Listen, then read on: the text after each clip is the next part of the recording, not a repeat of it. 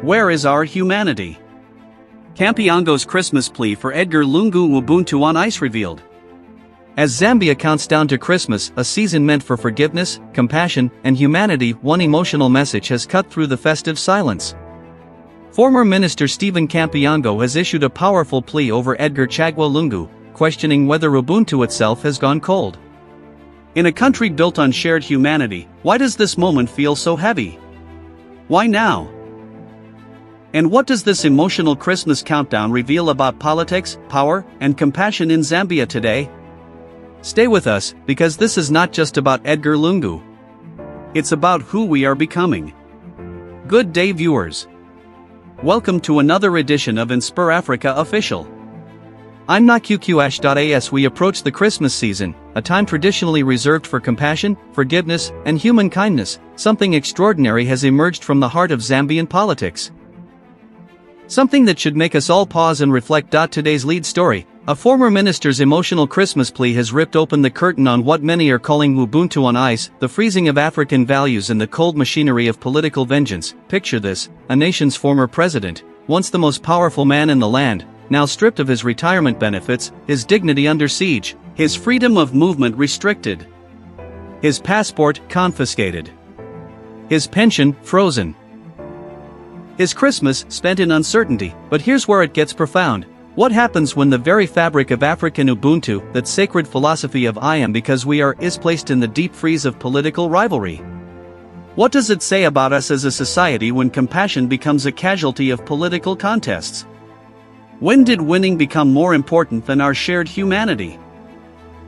Stephen Kampyongo, former Home Affairs Minister and a man who once stood at the corridors of power, has stepped forward with a question that echoes through the ages: where is our humanity? Is this a genuine call for mercy, or political theater dressed in Christmas garments? Is Edgar Lungu a victim of selective justice, or is accountability finally catching up with him? And most critically, what happens to a nation's soul when Ubuntu is placed on ice? Factual foundation, background and timeline. The revelation came to light just days before Christmas 2024, when Stephen Kampyongo took to social media platforms with an impassioned plea that quickly went viral across Zambian digital spaces. The context: Edgar Lungu served as Zambia's sixth president from 2015 to 2021, leading the Patriotic Front government. After losing the 2021 elections to Hakainde Hichilema and the United Party for National Development, Lungu transitioned to opposition. But his post-presidential journey has been anything but typical. In the months following his departure from State House, the new administration launched multiple investigations into alleged corruption and financial impropriety during the PF government. By mid-2022, Lungu's retirement benefits were suspended pending investigations. His passport was confiscated in 2023, effectively restricting his international travel. His properties became subject to investigation, and several of his former ministers and associates faced arrests and prosecutions. Fast forward to December 2024, as Zambians prepared for Christmas celebrations, Kampyongo, himself a former senior minister in Lungu's cabinet, released a statement that would dominate national discourse. His message was simple yet profound. Regardless of political differences, Edgar Lungu deserves to be treated with the dignity befitting a former head of state, especially during the Christmas season. The timing was deliberate. Christmas, in Christian tradition and in African cultural contexts, represents reconciliation, mercy, and the triumph of compassion over judgment. Kampyongo's appeal was not just political. It was deeply philosophical, invoking the concept of Ubuntu, the Southern African philosophy that emphasizes our interconnected humanity. Within 48 hours, the statement had generated thousands of responses, dividing opinion sharply between those who saw it as a legitimate humanitarian concern and those who viewed it as an attempt to shield a former leader from accountability. Direct evidence. Stephen Kampyongo's statement, released via his verified social media accounts and subsequently picked up by Zambian media outlets, contained these powerful words. As we approach this Christmas season, I want to ask my fellow Zambians a simple question: where is our humanity? President Edgar Lungu, whatever our political differences, served this nation as head of state. He is a former president, and he deserves to be treated with dignity. He continued. Right now, we have a situation where a former president cannot travel, cannot access his retirement benefits, cannot live with the basic dignity that we afford to every Zambian citizen. This is not about politics anymore. This is about who we are as a people. But perhaps his most striking invocation came when he addressed the philosophical underpinning. We talk about Ubuntu, I am because we are. We talk about African values. We talk about our Christian heritage. But what are we demonstrating? When we strip away a person's dignity, when we deny them basic respect, when we treat former leaders like common criminals before any court has convicted them, what are we saying about ourselves? Kampyongo's plea wasn't without acknowledgement of the complexity. Look, if there are allegations, let the courts handle them. If there's evidence of wrongdoing, let justice take its course. But in the meantime, can we at least maintain our humanity? Can we at least allow a former president to live with basic dignity during Christmas? The response from government officials was notably restrained initially, with most choosing not to comment directly. However, political analyst Laura Mitty, a vocal civil society leader, offered this perspective in an interview with a local radio station. I understand the emotional appeal of Kampyongo's statement, especially during Christmas. But we have to be very careful here. Ubuntu doesn't mean impunity. Dignity doesn't mean exemption from accountability. The question isn't whether we should be humane, of course we should be. The question is whether being humane means looking the other way when there are serious allegations of corruption that, affected millions of Zambians. From the opposing perspective, Patriotic Front Secretary General Raphael Nakasinda echoed Kampyongo's sentiments. What we're seeing is political persecution dressed up as accountability. If you freeze a man's benefits without a conviction, if you take his passport without charges, if you make him a prisoner in his own country, that's not justice. That's revenge. And revenge has no place in Ubuntu philosophy. A government spokesperson, speaking on condition of partial anonymity due to the sensitivity of the matter, stated, "The investigations are ongoing. No one is above the law." The former president's benefits and travel documents are subject to standard procedures in cases where there are ongoing investigations. This is not personal, it's procedural. On the streets of Lusaka, opinions were sharply divided. One vendor at Soweto Market told reporters, Kampyongo is right. Even if Lungu did wrong things, he's still a human being. It's Christmas. We should show mercy. Another citizen countered, Ubuntu? Where was Ubuntu when ordinary Zambians were suffering? When money was being stolen? Justice must come first, then we can talk about Ubuntu. Deeper analysis.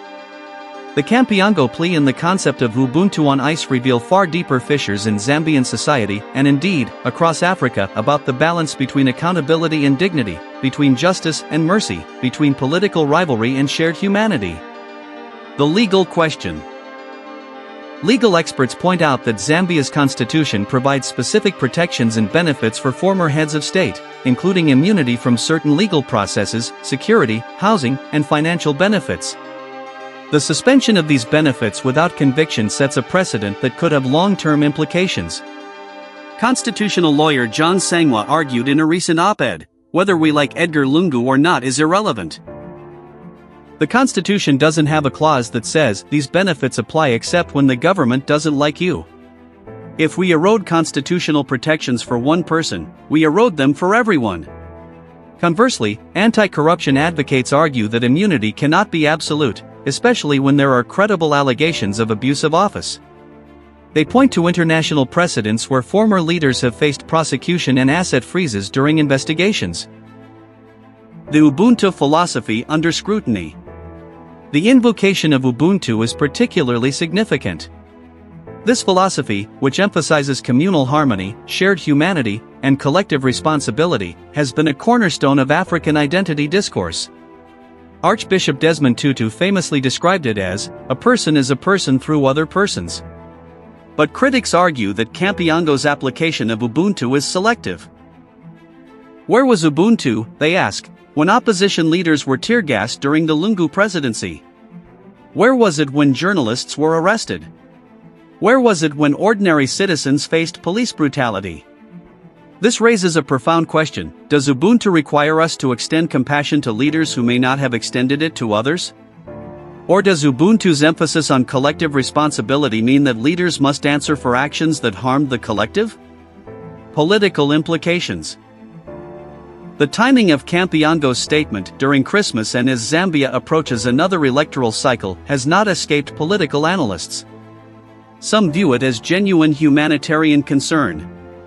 Others see it as strategic positioning, rallying PF supporters around a narrative of victimhood and persecution. The government's response, or lack thereof, is also telling. By largely remaining silent, the UPND administration may be trying to avoid appearing vindictive while still maintaining that investigations must proceed. But this silence also risks being interpreted as cold indifference. The precedent problem. Perhaps the most significant implication is the precedent this sets for African democracy. Across the continent, the transition of power and the treatment of former leaders remains a critical test of democratic maturity. Kenya, Ghana, Nigeria, South Africa all have grappled with how to balance accountability with dignity.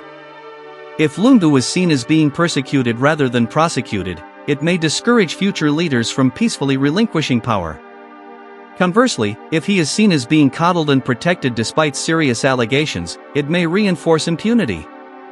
Unresolved questions. Several critical questions remain unanswered.